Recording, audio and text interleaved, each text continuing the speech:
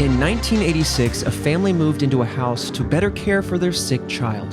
What they thought would be a home of convenience and recovery quickly became a disturbing and upsetting experience as paranormal events seemed to plague the household. Today we discuss the haunting in Connecticut. This is Red Web.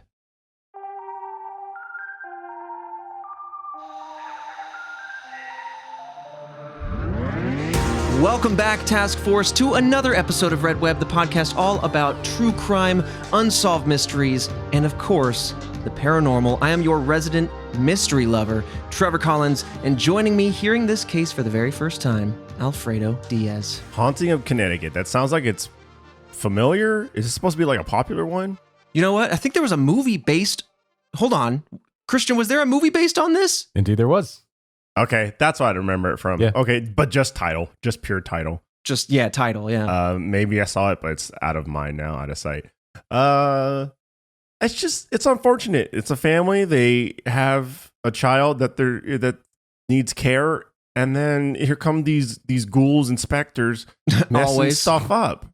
For like what reason?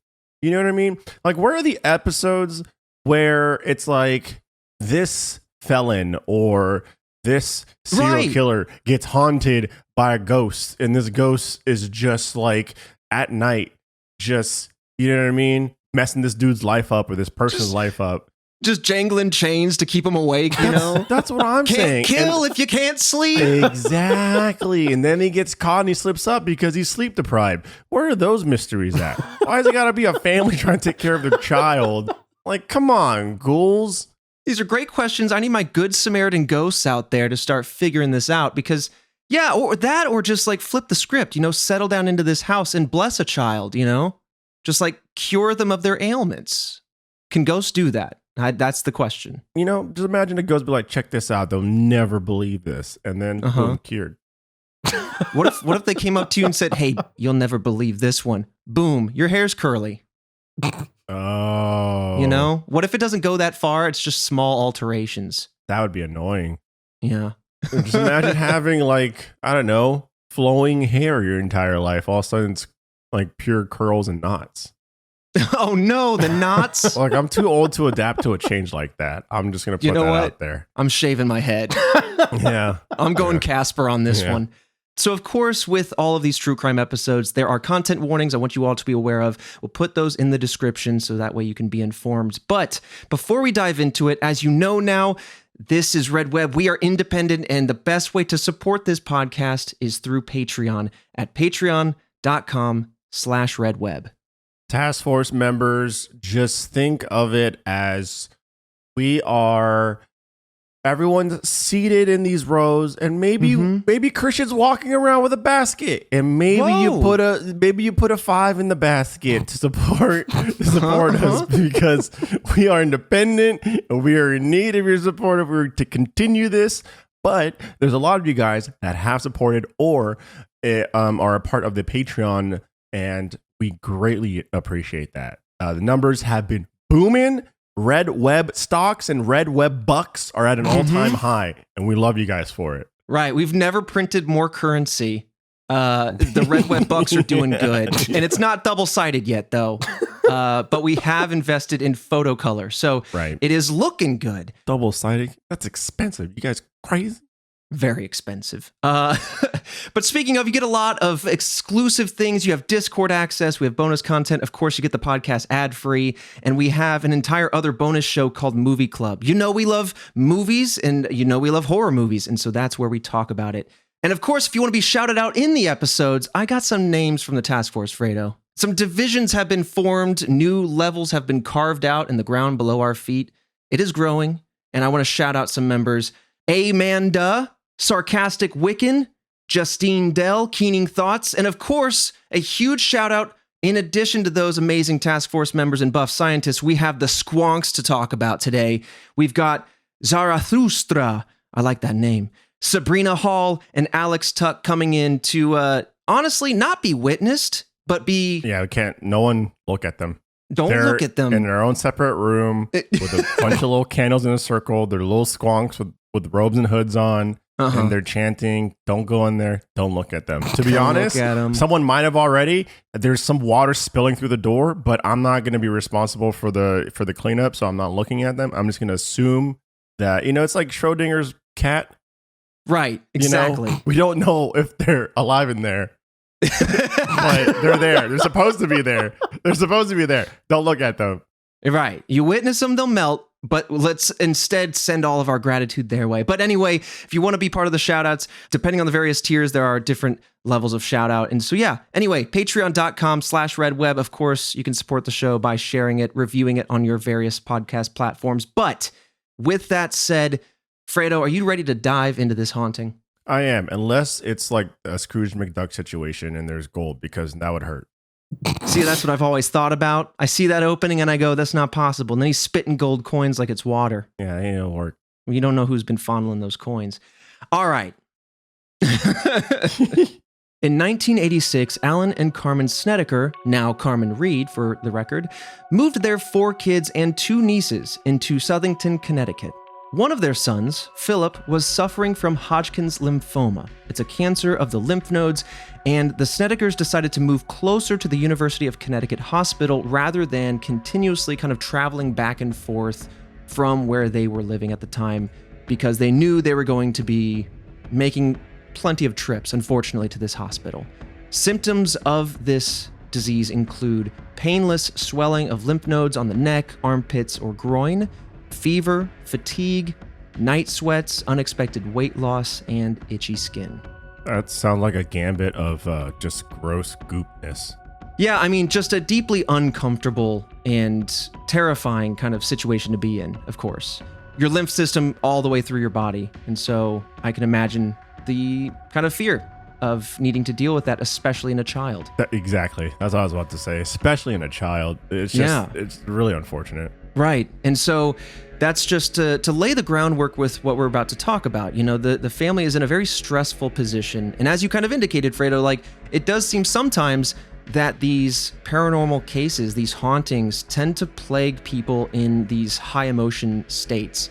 And I do wish genuinely that we would see more cases of ne'er-do-wells and evildoers being the ones plagued by spirits. But I guess, now that you put it into that like perspective, I guess that's why, right? Because 100%. The kind of like lore around it is the fact that like it's all these high emotion situations, and someone like a serial killer usually is emotionless, right? Right. So I can see why ghouls and specters, ghosts are like, I'm not gonna mess with this. But this family that's, heavily emotionally suffering from this unfortunate illness or, tragedy, prime spot. 100%. And that's where, like, I've been pretty clear on Red Web. I love the unknown.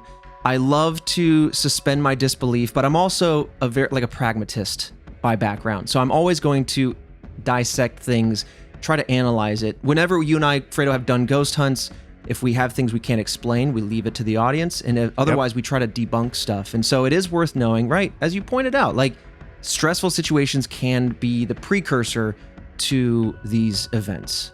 But we'll talk a little bit more about that in kind of the end discussion. But they moved into this house here, and they reportedly rushed to find this place and signed a lease on June 30th of 1986.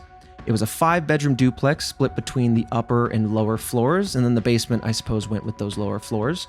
And it was closer to the hospital. This house was at 208 Meriden Avenue. We have 2 images for you here in our at-home studio known as Discord. It is the left and upper right photos for you. Okay. It's kind of a nice looking house, Oh, okay. I mean, that's a nice looking house, dude. Yeah. Wait, what year was this house? So this house, Jillian looked into it. I think we were confident per Zillow that it was built in 1916, but this year that they moved in was 1986. Okay, this is like the updated build, right? It might be. It might be. Because this looks, I'd move into that. It's a nice big house. It's a good size. Yeah. It's a colonial style, white house, pretty clean looking. Very, very clean. Nice big front yard walkway. Then there's the second image. Morgue doors are still present. Oh, so that's a bit of a cheeky spoiler, but that's to give you a look around the side. But yeah, I mean, spoil away, here we go. Because as they begin moving into this house, it seems like an unseeming house. Again, a beautiful house. Doesn't seem like it would be haunted at all, but as they're unloading into this place, this is when they go down to the basement, where they were met with a pretty haunting sight. Oh no. Oh yeah. The tools and equipment for a funeral home. As you astutely pointed out, there are doors around the side for this house, as it used to operate as a morgue, or a funeral home, I should say. Wait, so they bought this house without knowing that this was there? Did they not do like a walkthrough beforehand? Was this like a remote purchase or?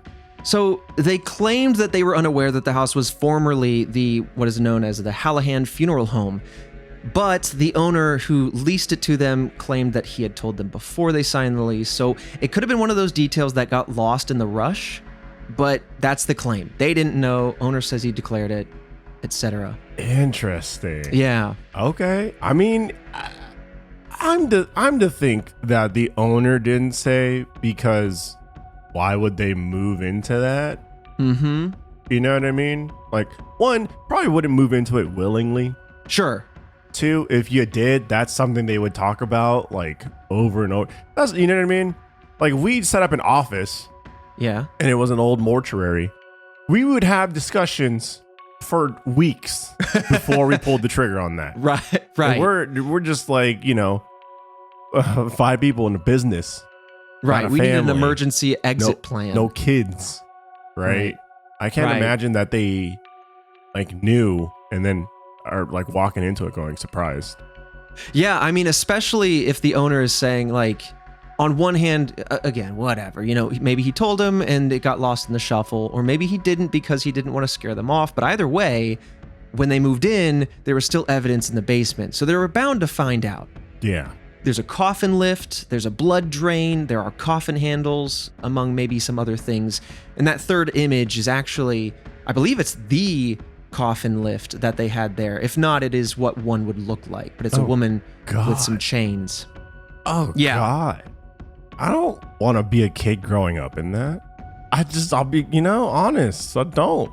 No, earmark that thought too. Earmark that thought. Okay. Another thing. So they see that in the basement. They that's odd, but they move past it.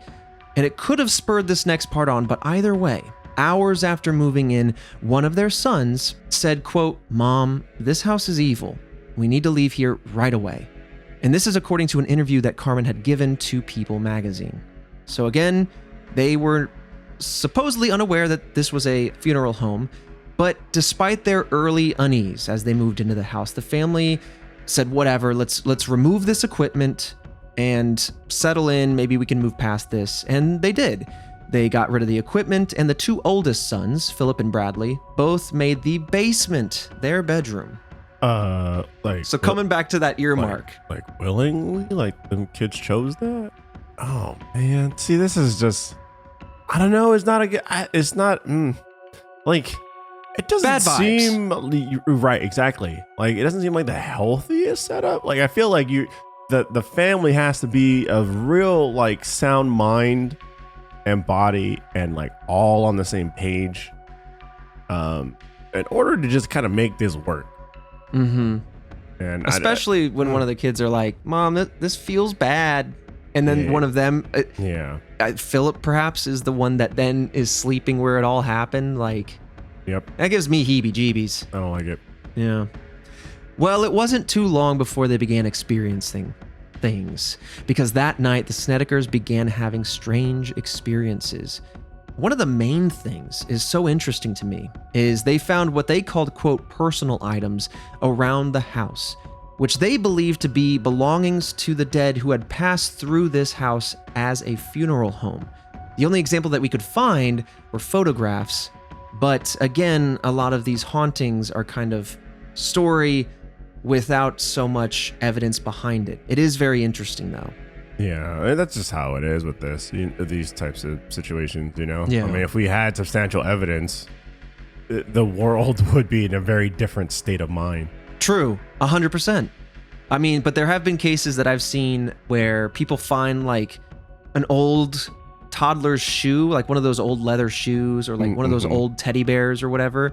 And that is always kind of like, I suppose you could get that from an antique store and plant it just as good as anything. But whenever you see something out of time and out of place, that can be very unsettling. And so if this is something they're experiencing, again, there was equipment left in the basement, so maybe things were left in the house, or maybe things are actually showing up, you know?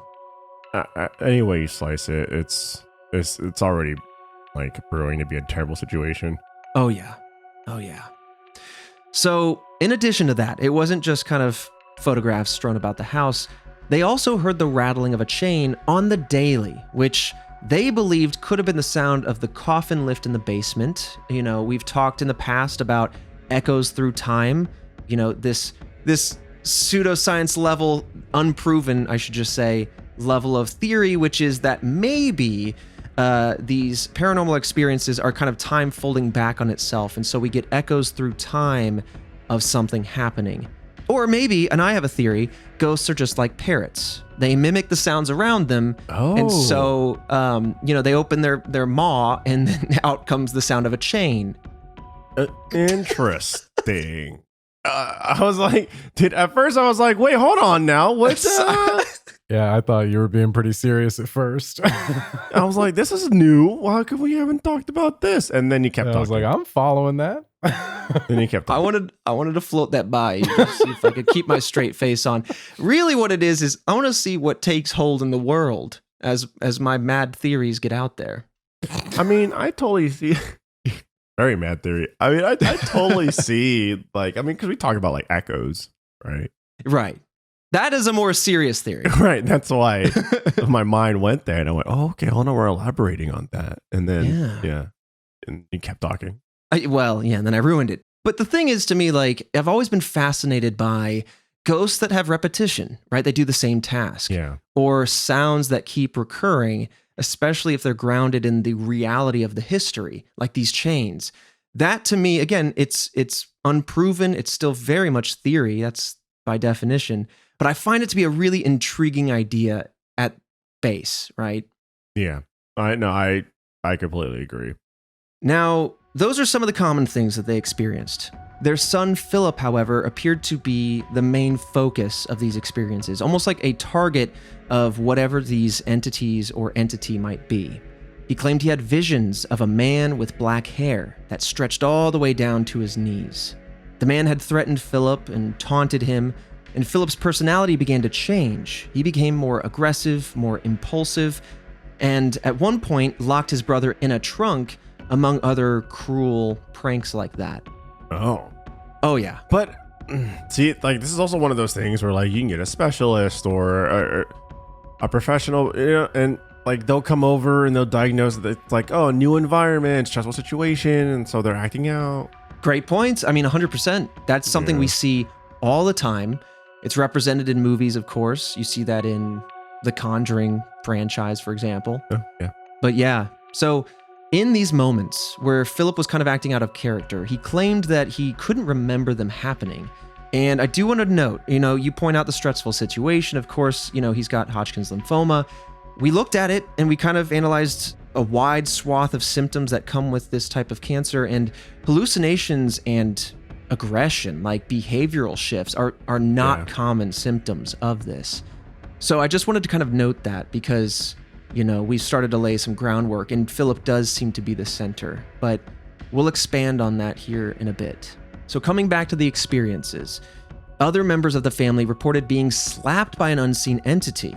Pretty physical. This is a weird thought. Like, it's a weird visual in my mind. Yeah. It's more disrespectful than anything. You know what I'm saying? Like, if a ghost starts punching someone, then that's like violent. If you're getting slapped, it is violent, but I feel like there's a level of disrespect there. And at that point, like, sounds like a joke, but like, what did I do to this ghost? You know what I mean? Right. That seems personal. Yeah, exactly. If a ghost is punching me, then I'm like, oh, it's an aggressive ghost. If a ghost is slapping me, I'm like, what? Like, there's something personal here. Did I wrong you in some way? Did I touch a teddy bear that was yours or something? It's a great point, You don't ever see a bar brawl break out in a bunch of slaps, you know? Yeah, that's a level of disrespect. Also, you just never hear about like a ghost slapping someone. Like, you rarely hear about them touching someone. It's more like they're possessed or they move objects or whatnot. But like to actually like see a ghost slapping the hell out of someone is weird. I mean, it is definitely uncommon. You know, sometimes you feel stings or scratches. I say you, but the royal you has reported things like this, and you might see marks on someone's back, but full slaps are really stand out as alarming. And on top of that, one of the daughters claimed that while she was mopping, the water in the bucket suddenly turned to a deep blood red. Carmen and her niece, and again, just another quick flag that there are some sensitive topics here in the description, because Carmen and her niece reported being sexually assaulted by an unknown attacker in the middle of the night. And then there's also some confusion around this, though, I want to say, because other sources have claimed that both parents reported this instead of Carmen and the niece. So it's a point of contention, and it does seem to be not a break-in, like a physical human person, but rather some entity that they couldn't identify. This episode of Red Web is sponsored by BetterHelp. Comparison can be the thief of joy, and it's easy to envy others' lives when you compare yourself to other people, and it might look like they have it all together when you're scrolling through their social media or anything else like that, but in reality, they might not, and probably don't. I know I don't have it all together, but therapy can help you focus on what you want instead of what others have, so you can start living your best life. Therapy is a difficult conversation for many. That's why I really appreciate BetterHelp as a tool to help you cross that gap, to get more comfortable with exploring therapy and yourself. It's a great starting point to figure out how to find a therapist and how to start talking about these very important things. And if you're thinking about starting therapy, give BetterHelp a try. It's entirely online. It's designed to be convenient, flexible, and suited to your schedule. All you have to do is fill out a brief questionnaire, and they're going to get you matched with a licensed therapist, and you can switch therapists at any time for no additional charge. Again, I really appreciate how easy it is to find somebody that works for you, because that's a huge part of therapy. Stop comparing and start focusing with BetterHelp. Visit BetterHelp.com/RedWeb today to get 10% off your first month. That's BetterHelp, HELP.com/RedWeb. So of course, there's a few things now that the Snedekers want to figure out. First and foremost, they want to look into Philip's symptoms with his doctors and make sure he's doing okay, because again, he's already dealing with a lot. And when talking to his doctors, they diagnosed him with schizophrenia. The family chose to then have Philip move in with relatives, upon which, moving out of the house, his symptoms appeared to stop. He also, it's worth noting, began to take medication at that time. And when looking into where these relatives live, we were kind of unable to find that information, but it seems that essentially any distance away from this house was better than staying there. And so, you have that two schools of thought. Maybe it's because they're out of the haunted house. Maybe it's because of this newly diagnosed situation and having medication for it to help correct for things. It creates kind of two lanes, but either way, I'm glad that Philip was able to seek some help for these newer symptoms showing up. Yeah, seriously. Sometimes a lot of people just don't seek symptoms because it's, it can be a hassle, like, going Absolutely. like to the doctors and whatnot. It's just really, I saw that when I was in dental school. I see that a lot with like teeth. Like I talk about all the time, or like if like your body physically, like something's going on, it's already difficult to like go see a doctor, but people will go and see a doctor whenever it's like people's like teeth and stuff like that. People like love putting that like off to the side, because eventually the pain kind of settles, but then that's really, this is the bacteria like digging deeper and building up. And so like seen so many cases where I'm like, this could have been just a simple cavity, but now it's a whole, like, we got to remove like nerves, and it's just yeah I'm a huge proponent with, if you can, get to the doctor and check on things. I know, like, it's not always easy, especially when it can be expensive, but for the long-term benefit, it's definitely worth going to a doctor and checking on things, even if it's just small toothache. Yep. But this aside, right? Philip is now diagnosed. He's moved out. He's got his medication. All is getting better for him. However, all is not well back on Meriden Avenue as the supernatural occurrences begin to escalate on the other members of the house. Now, this is where I'm conflicted. I always enjoy talking about this part, but we'll unfold it as we do. The Snedekers got in contact with the paranormal investigating couple, Ed and Lorraine Warren. Oh, there it is. There they are.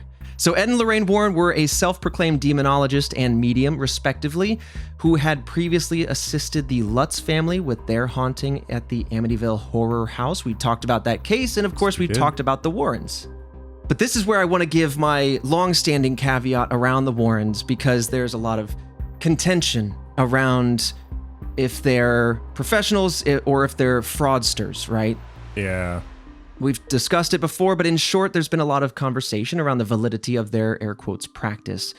They've made many unsubstantiated claims in the past, and while there have been times where their work might have coincided with helping people and activity lowering and everyone's better off for it, it is worth noting making false claims about hauntings and histories of locations and other things like that is a scam, and it misleads people at best, and at worst, it can harm people and dismiss real situations that should be handled with care. For example, if they got in before Philip was able to see the doctor, and this is conjecture, but there's a real possibility that the family goes, oh, these symptoms are purely regarding the haunting and nothing medically. And so the family could, in theory, not seek assistance on that.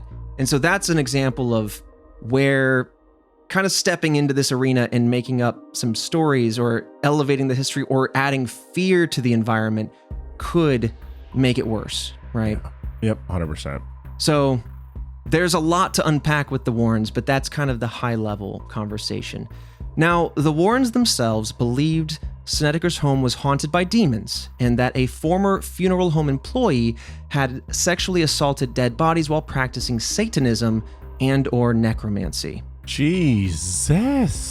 And it's very on the nose, and it's very kind of like dark. Yeah. But when looking into this, honestly, we could find no historical evidence one way or the other on this claim. And this is, again, par for the course. Sometimes the Warrens have things that are proven when looking back on the historical records, and sometimes they have things that are proven false, or sometimes there's things that can't be proven. There's a lot of charlatanism in this arena. So, full transparency there. But this is what they're telling the family. And the Warrens' nephew is actually a paranormal researcher and collector himself, John Zaffis, and he also visited the home to investigate the claims. Now, he told People magazine that he saw an apparition on the stairwell that asked him, quote, "Do you know what they did to us?" End quote. And according to the New Haven Register, he said, quote, "I was in the kitchen documenting, and there was a very foul smell. So I got up, looked at the top of the stairs, and saw a transparent, murky color that sounded like a bunch of plastic bags.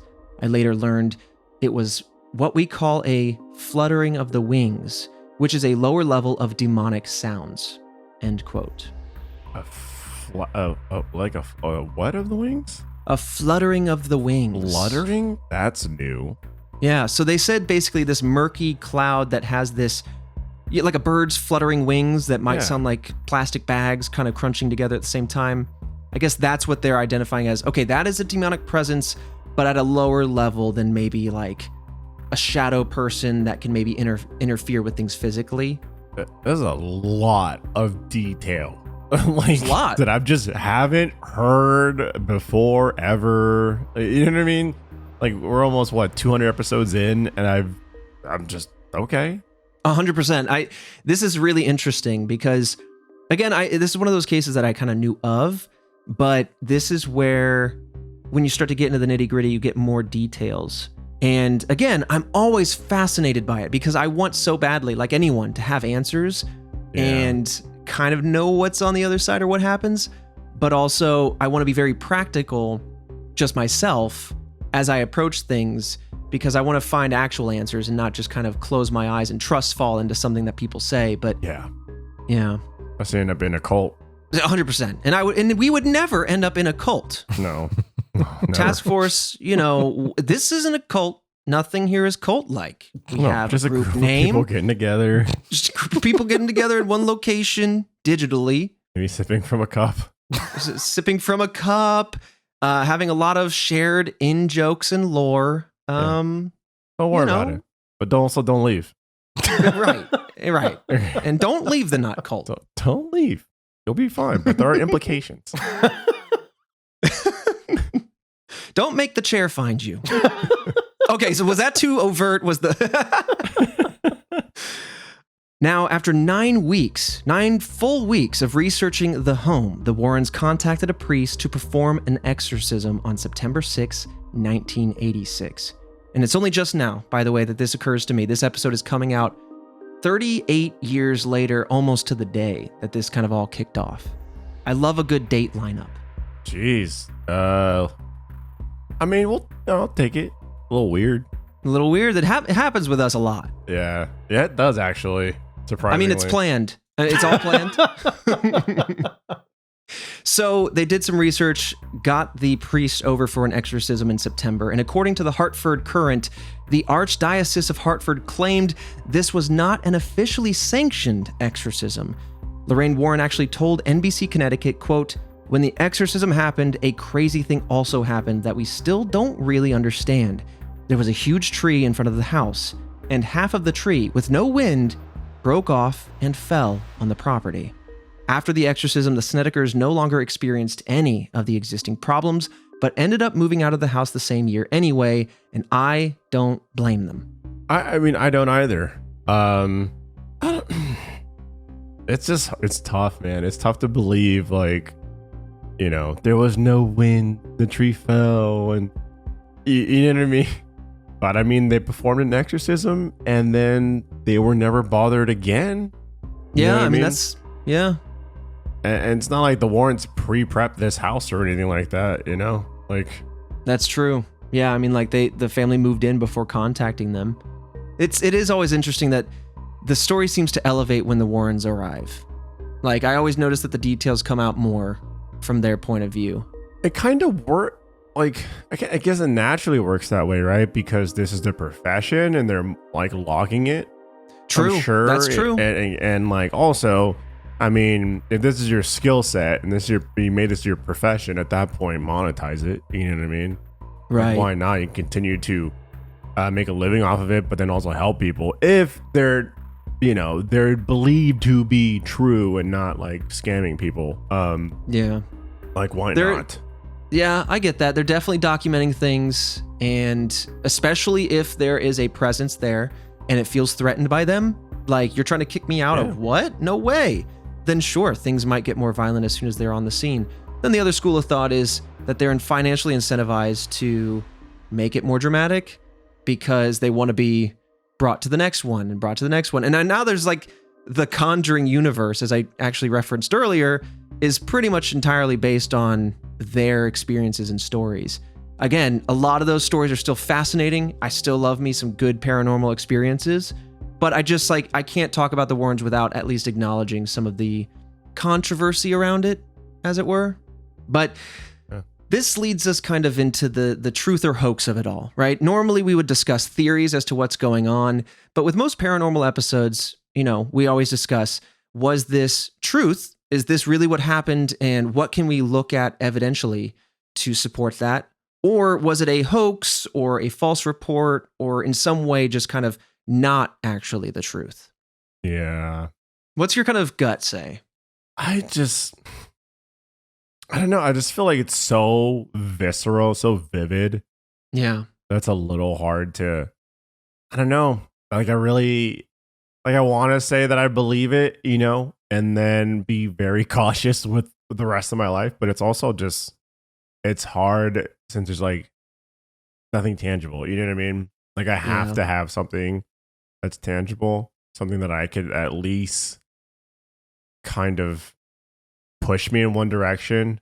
Because otherwise it's just, then I'm off believing so many random things all over especially with the internet nowadays. You know what I mean? Like, yeah, you gotta like put your guard up because there's just so much information and content and all that kind of stuff like out there, and you just don't know like what's true, what's not. Yeah, absolutely. Got to get that guard up, make those filters.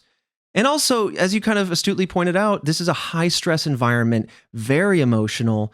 And whether it's, again, two schools of thought, genuinely, whether it is presences beyond our understanding, paranormal entities plaguing people because of that, arriving because a demon wants to prey on that weakness, or school B that says because of that heightened emotional state, you're maybe because of your belief systems preconditioned to lean into it or fall prey to seeing something, right? It's hard to say. Yeah. So let's start with the fact that this might have been a hoax or just a false report, right? So many, including the owner of the house at the time, believe the Snedekers made the story up. Daryl Kern had owned the house since 1985, and he told the Hartford Courant that the Snedekers' stories seemed to get more serious every time rent was due, and that they moved out before eviction proceedings were complete. An element of the story that had honestly eluded me when I had heard this before until Jillian's research.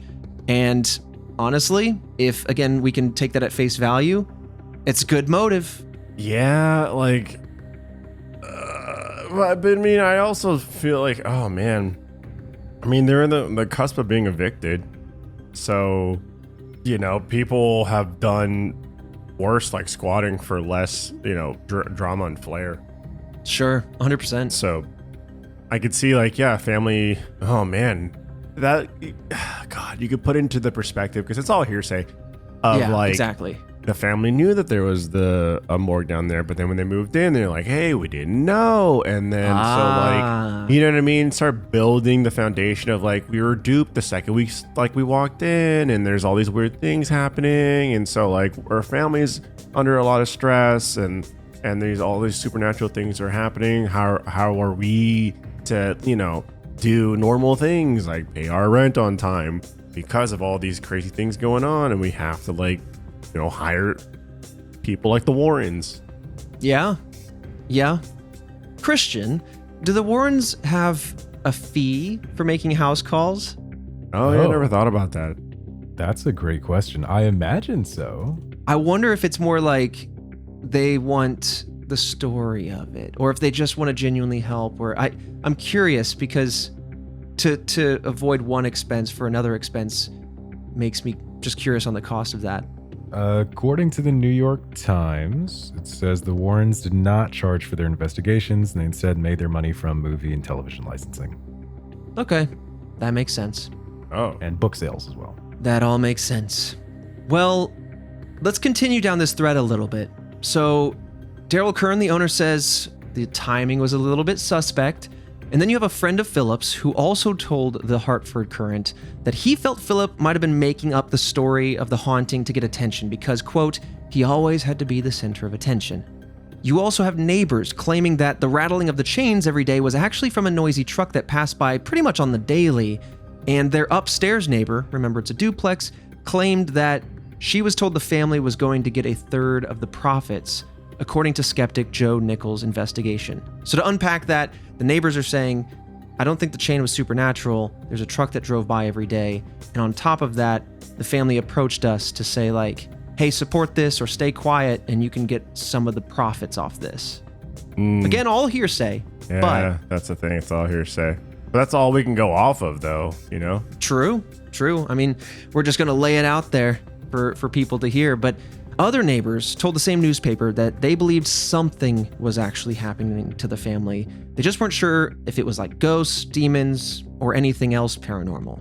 It's possible that with the stress of a child with cancer and all the financial burdens that comes with the situation, the family may have seen these events as paranormal.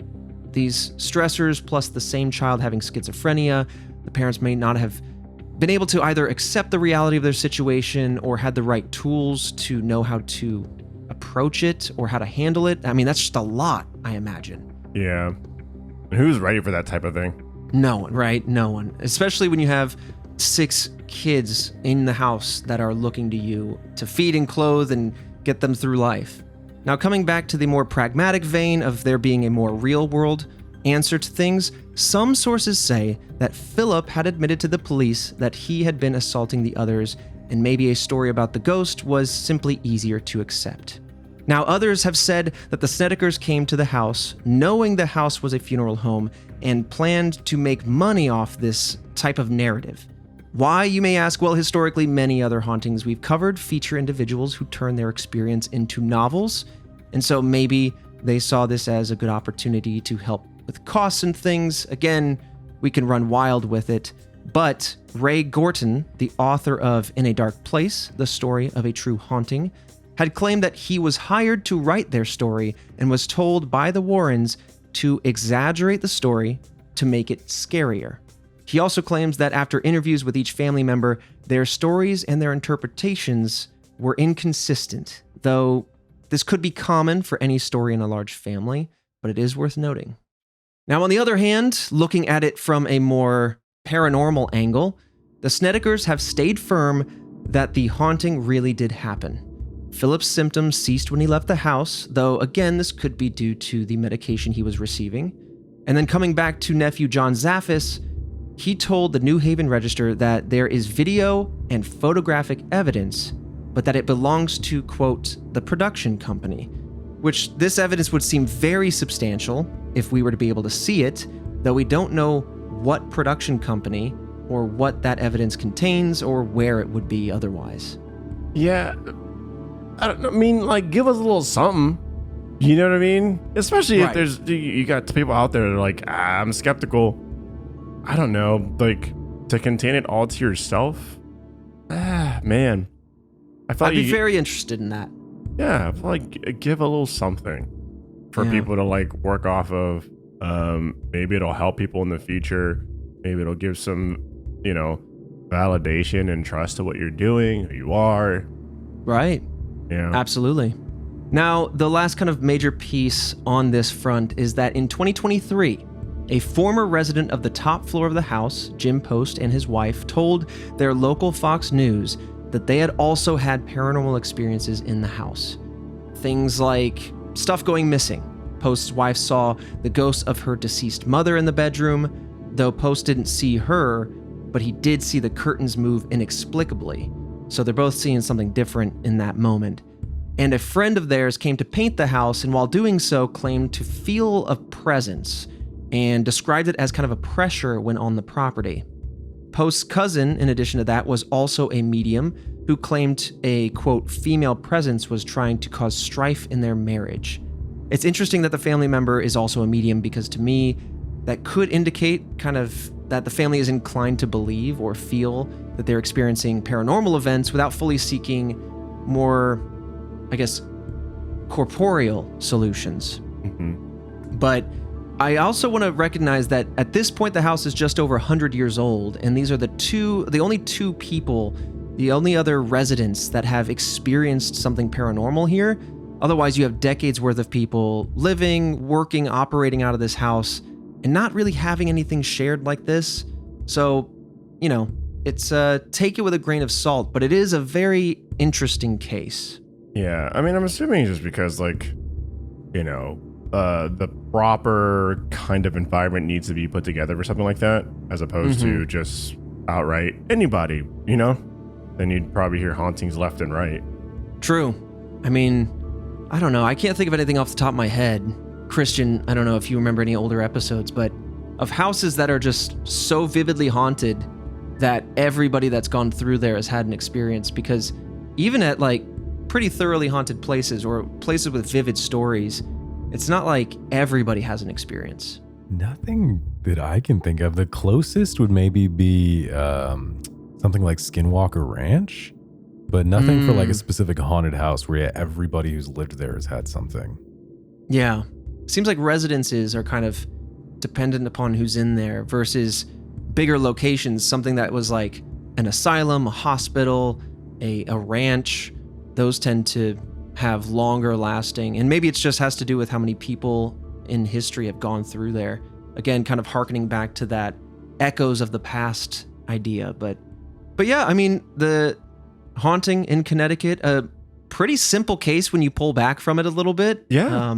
It's got some really vivid moments and some, honestly, like some unique details in terms of like an overall like spectral entity and what they can do, like the fluttering sound and slapping someone. Yeah.